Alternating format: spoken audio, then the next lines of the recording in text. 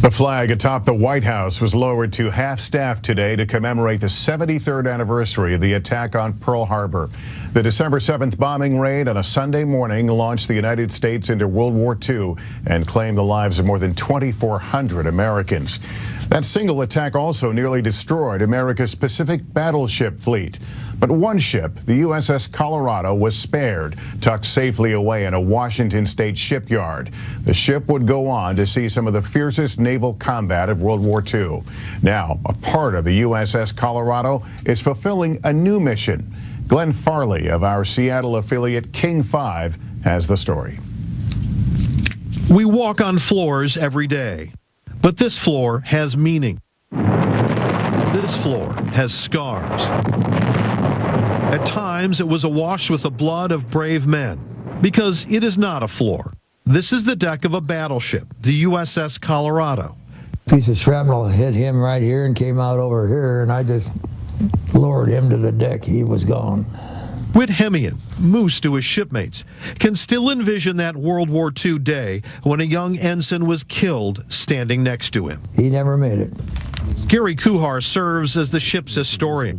From Tarawa to Tokyo Bay. His father was a radio man aboard the Colorado who survived the war, but nearly 100 did not. It probably saw more action than any other battleship in the war. One of the reasons why, because it wasn't damaged at the start of the war. And while it wasn't there for the beginning of the war, it was there for the end.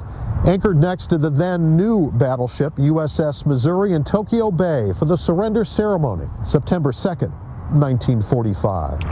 But the story doesn't end well. It was back to Bremerton for a life in mothballs and finally to the scrapper's torch on Harbor Island. It's a heartbreaking thing, really. But the scrappers didn't get everything. There was all that gorgeous deck teak. Much of it went to Boeing, where it was displayed in a cafeteria for decades.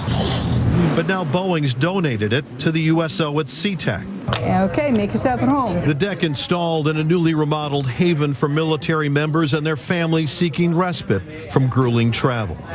Sailors like Davy Jones survived the war and kept on living. At 91, I ain't too bad. And he and 15 others have come to SeaTac to take a last look.